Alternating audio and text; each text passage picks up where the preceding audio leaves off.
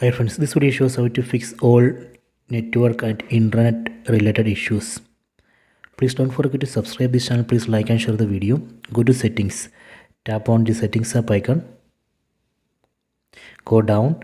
Select general management. Go down. Tap on reset.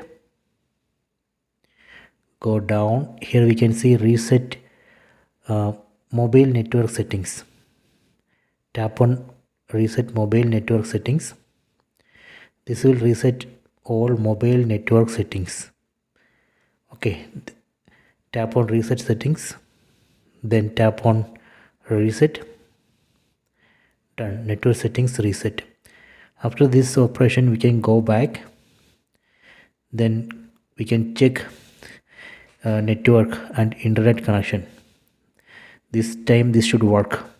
So this way, by resetting mobile network settings, we should be able to fix all network and internet related issues. Please check it.